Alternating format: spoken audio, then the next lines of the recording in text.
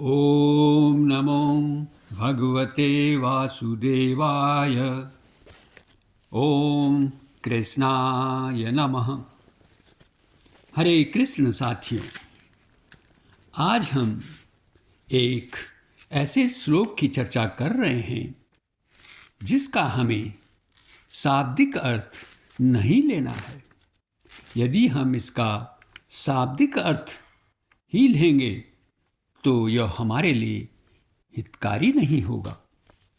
तो आइए सुनते हैं श्लोक।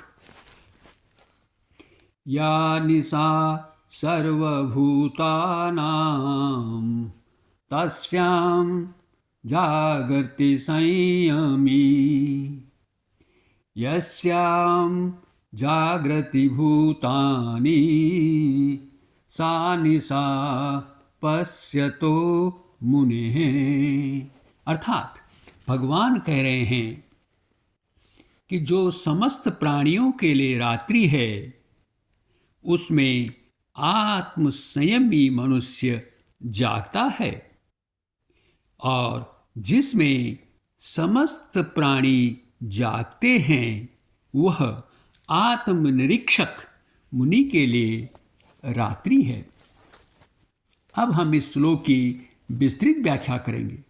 अगर हम श्लोक की पहली लाइन लें तो यह कहती है या निशा सर्वभूतानां तस्यां जागर्ति संयमी। शाब्दिक अर्थ यह है कि जो समस्त प्राणियों के लिए रात्रि है वह संयमी व्यक्ति के लिए दिन यानी जागने का समय है। इस तरह यदि हम इस श्लोक का शाब्दिक अर्थ लेंगे और इसके मूल तत्व को नहीं समझेंगे तो फिर हम इसे अपने जीवन में भी गलत ढंग से अपनाएंगे, और ऐसा शास्त्रों में भी कहा गया है। इसलिए यहाँ सूर्यास्त से तात्पर्य नहीं है और न ही यहाँ सूर्योदय से तात्पर्य है। यहाँ रात्रि से तात्पर्य है अज्ञान रूपी अंधकार, और दिन से तात्पर्य है ज्ञान रूपी प्रकाश। अब प्रश्न यह है कि अज्ञानी कौन है और ज्ञानी कौन है। यही इस श्लोक का सार है, तत्व है। अज्ञानी वह है जिसकी बुद्धि विषय भोगों में लगी हुई है, अर्थात जो विषय भोगों में आसक्त है वह यह नहीं जानने का प्रयास करता है कि परमात्मा क्या है, परम तत्व क्या है, सत्य क्या है। वह तो परमात्मा की तरफ से सोया रहता है और यही तो उसके लिए रात्रि है। वह यह भी नहीं जानता कि वह जो कुछ कर रहा है उसका उसे क्या फल मिलेगा।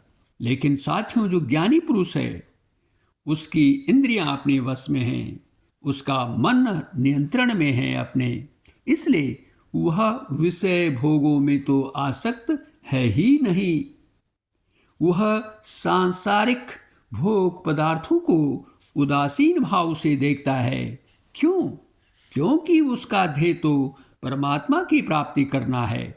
इसलिए यही तो उसके जागने का समय है। वह निर्लिप्त भाव से ही अपने लिए आवश्यक जो जरूरी हैं उन्हीं भोग पदार्थों को ग्रहण करता है। स्थित प्रज्ञ व्यक्ति की अपनी सभी इंद्रियों पर नियंत्रण रहता है और वास्तव में वही तो ज्ञानी है। इसके विपरीत जो विषय भोगों में निमग्न है, लीन है, वह क्या है? वह अज्ञानी है। श्लोक में सर्वभूतानां शब्द का प्रयोग किया गया है जिसका अर्थ है सब प्राणी। अतः हम यहाँ पर यह स्पष्ट करना उचित समझते हैं कि समस्त प्राणियों में पशु पक्षी आदि भी तो आते हैं। और पशु पक्षी क्या करते हैं? वे भी तो खाने पीने में ही लगे रहते हैं। लेकिन साथियों, फिर इन अज्ञानी पुरुषों में, इन अज्ञानी लोगों में और इन पशु पक्षियों में क्या अंतर है? पशु पक्षी भोग तो करते हैं परंतु वे संग्रह तो नहीं करते, लेकिन ये जो अज्ञानी पुरुष हैं ये भोग भी करते हैं और संग्रह भी करते हैं। इस तरह इन पुरुषों में, मीन्स ज्ञानी पुरुषों में और पशु पक्षियों में भी कोई अंतर नहीं रह जाता। केवल एक अंतर है कि पशु पक्षियों की जो बुद्धि है, जो विवेक है उनमें, वो जागृत अवस्था में नहीं है, लेकिन जो ये ज्ञानी हैं इनकी बुद्धि, इनका विवेक जागृत है। लेकिन ये ज्ञानी पुरुष, ये ज्ञानी लोग अपनी उस बुद्धि का, अपनी उस जागृत विवेक का क्या करते हैं? दुरुपयोग कर रहे हैं, भोग विलास में ही डूबे हुए रहते हैं। इसलिए साथियों, हमें जो है भोग पदार्थों के प्रति यहाँ पर आसक्ति से दूर रहना बताया गया है। श्लोक की दूसरी लाइन जो है वह है यस्याम जागृति भूतानि सा निशा पश्यतो मुने। अर्थात जिस समय ये अज्ञानी लोग जागे रहते हैं वह समय एक तत्वदर्शी मुनि, मुनि मीन्स मननशील व्यक्ति, विचारवान व्यक्ति, तत्वदर्शी मुनि के लिए क्या है? रात्रि है, रात्रि के समान है। इससे यह तात्पर्य है कि जो अज्ञानी लोग मोह, भोग और संग्रह में लगे रहते हैं के प्रति बहुत ही सावधान रहते हैं, वे चाहे तरीका कोई भी हो, न्यायपूर्ण हो या अन्यायपूर्ण है, वे अपनी धन संपदा इकट्ठा करने में ही लगे रहते हैं और सोचते भी रहते हैं। भौतिक कार्यों में लगे रहने के कारण ऐसे व्यक्ति, ये अज्ञानी जो मनुष्य हैं, आत्म साक्षात्कार के प्रति सोए रहते हैं। वे अनेक प्रकार के इंद्रिय सुखों के स्वप्न देखते रहते हैं और उसी सुप्त अवस्था में कभी सुख तो कभी दुख का अनुभव करते हैं। इसे इन अज्ञानियों का जागने का समय कहा गया है। लेकिन दूसरी ओर जो ज्ञानी पुरुष हैं, परमात्मा को जानने वाले हैं, वे जानते हैं कि यह संसार तो क्षणभंगुर है, इसलिए यह सब उनके लिए रात्रि के समान है, क्योंकि वे भोग संग्रह के प्रति तो कोई ध्यान ही नहीं देते। वे तो अपना अधिक से अधिक समय ऐसे पवित्र कार्यों में लगाते हैं जो उनकी भगवत भक्ति को और आगे बढ़ा सके।